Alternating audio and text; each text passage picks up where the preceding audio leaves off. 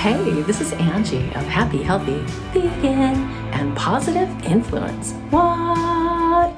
So I've been meaning to make this video since April.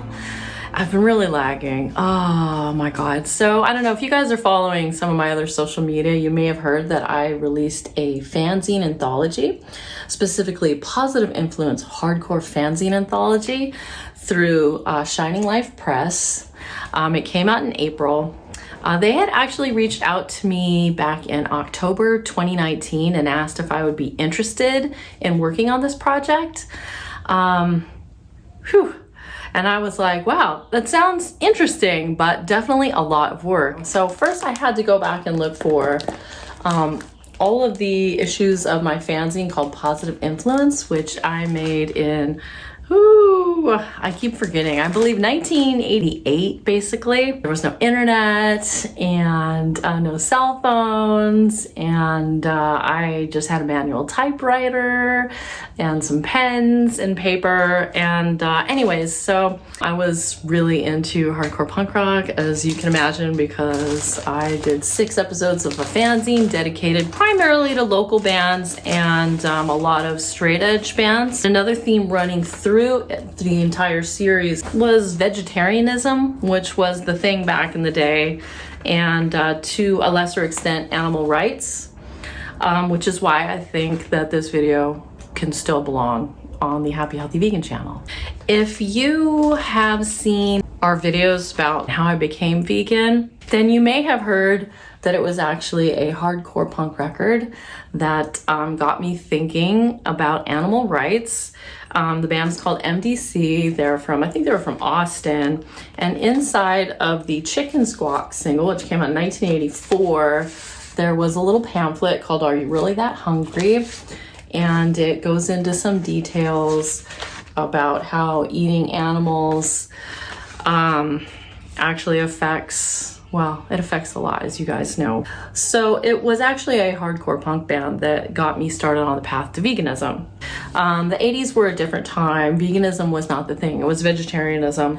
So I'm getting maybe a little bit off topic here, which is something I tend to do. I realized during putting together this anthology that I'm not really a natural born storyteller. It takes a lot to tease the story out of me and to organize it and put it into something that I feel that other people can understand. So bear with me here. But getting back to Shining Life Press reaching out to me, John had asked, not only did I have all the copies of my zine, which I didn't, but he also wanted to know if I had any other photographs or flyers or stories and such from that time.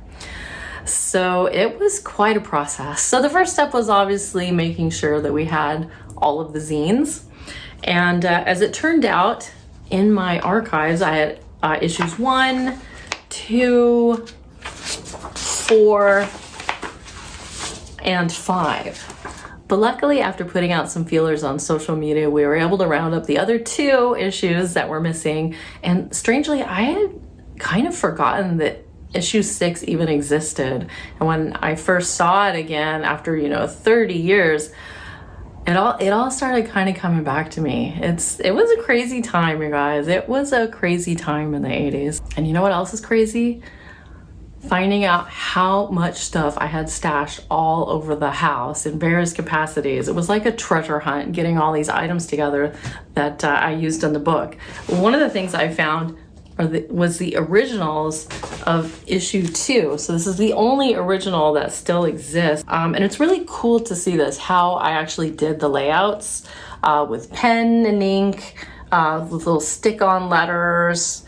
I would hand draw a lot of the band's logos if I didn't have one to cut and paste. The original photographs. This was actually taken by a gal named Michelle. Michelle was another person I reached out to for quotes and stuff and just to jog my memory. And of course, my zine partner, Buster, we had a lot of conversations putting together this project. And it turned out that he didn't have any of these. He didn't have any of the zines or any mementos from those times. So it was all on me.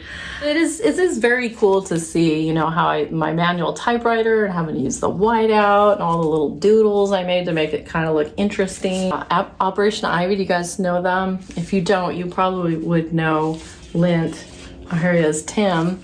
I mentioned in the intro, you know, he called from time to time. So yeah, most of the lettering and the drawings and the layout were done by myself, but Buster sometimes contributed. Like here, he did a really fun little border around the reviews.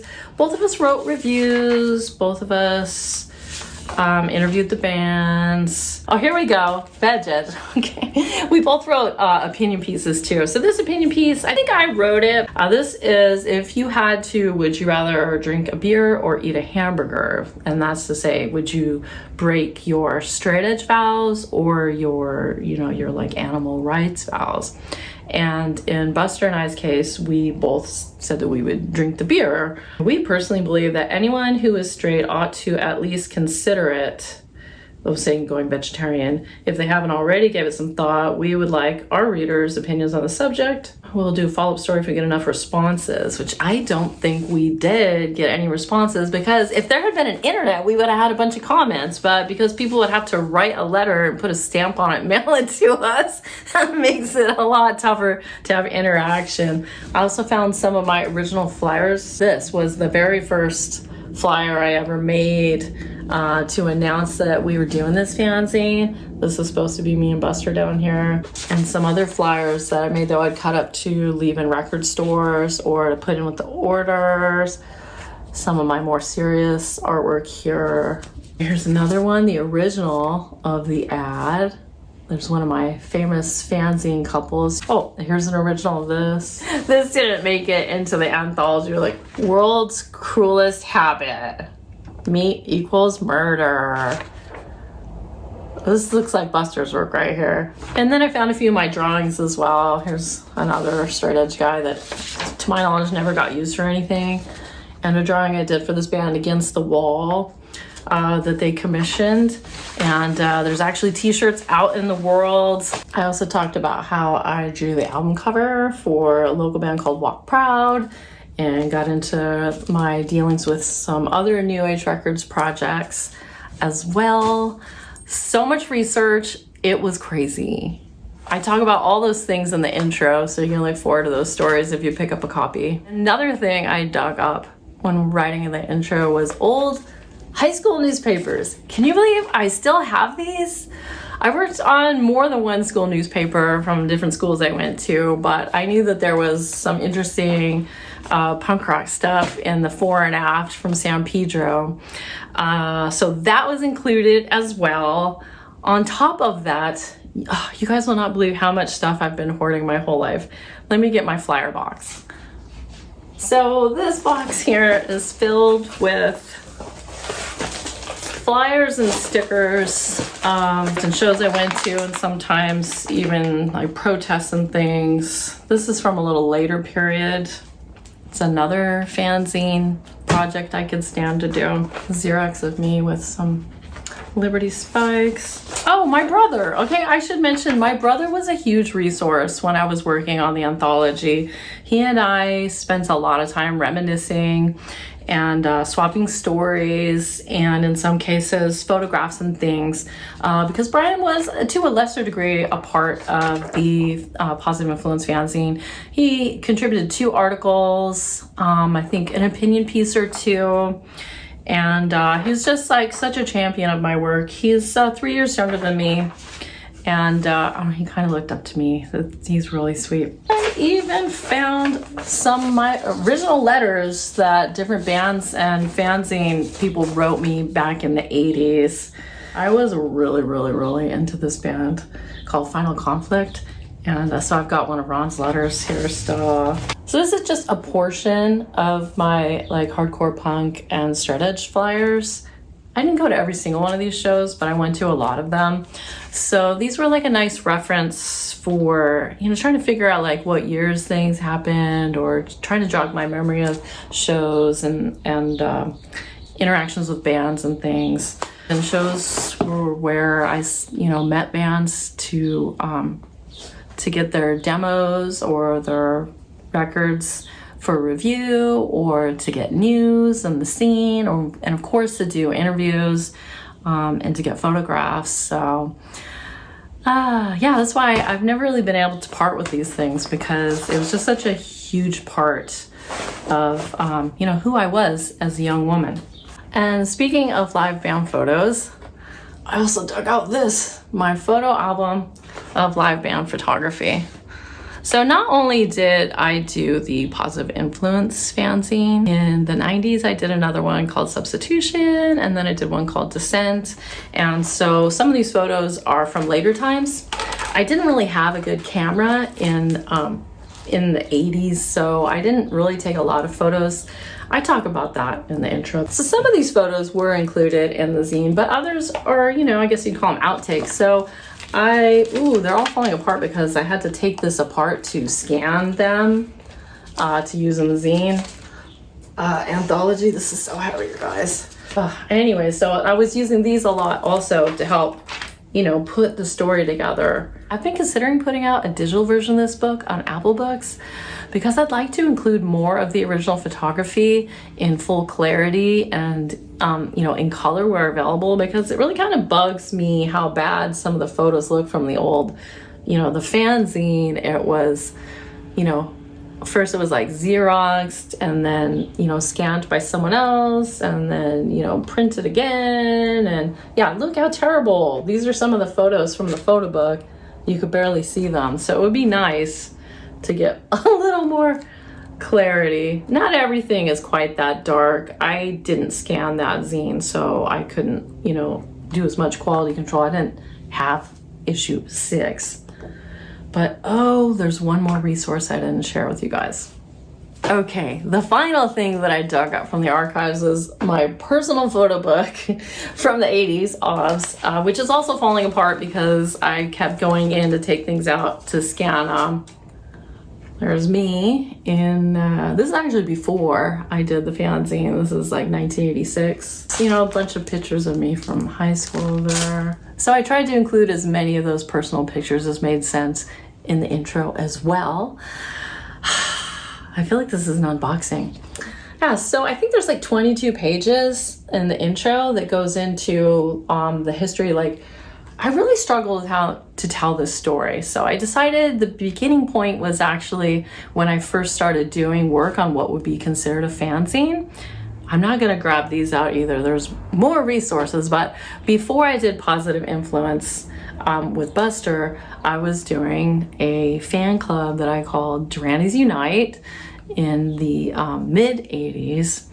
And I still have some of those resources here as well. So I started off talking about how I got into like fanzine creation, and well, here's the resource from the high school newspaper, how, like, you know, working on a high school newspaper helped to influence me towards, you know, journalism, meeting Jenny at school, getting into the local punk scene, and punk, well, actually with her, more like the international punk scene, and then like starting to talk to bands. There's my letter from Ron, and talking about, you know, what bands I became gravitating towards. There I am with my favorite 7 Seconds t-shirt, which was my introduction to like posi-core and then straight edge, and like how my brother and I both got into it. I got him into it, and then going to shows and to record stores, and then like my DIY punk fashion I got into.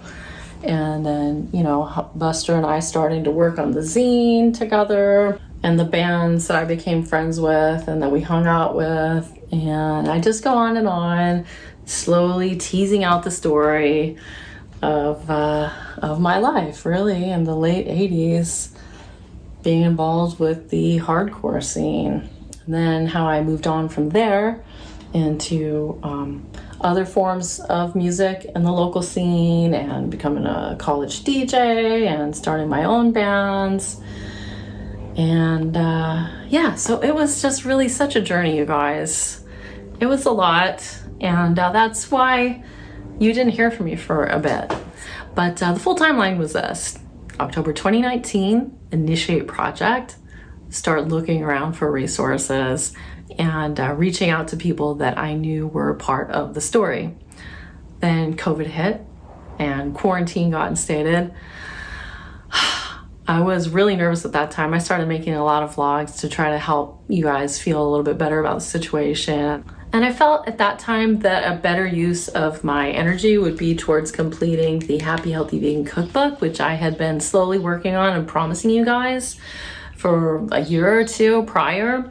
So I stopped everything on this and I went back into completing all of these recipes, making sure I had all the photographs, getting all the text completed, and getting this printed and promoted and out. So that took a lot of time away from this. And so when that was done, I was finally ready to take on another huge project, and this is what I was doing. Then it came out in April, and I kind of got engrossed in working on promotions on the new Instagram page for it, Positive Influence. And yeah, now I guess I have all my major projects aside. I also put out a new single with Love Spirals, our band, me and Ryan, and made a bunch of music videos. And I guess now I have no more excuses. I've got to make YouTube content again, so here I am. Anyways, I believe that there's still copies of this over at Shiny Life Press. I will put a link to it in the show notes if you want to pick up a copy. Check out Anji from the 80's, read what 80's bands in the hardcore scene had to say about animal rights and vegetarianism and all that fun stuff. And if I do put out an electronic version of it, I will let you know. So I hope you have found this rambling story somewhat interesting. If you have, leave your questions and comments down below. Share this video with someone you know that is interested in straight edge, posi-core, hardcore music and might like to read these old fanzines. And until next time, doesn't stop being vegan.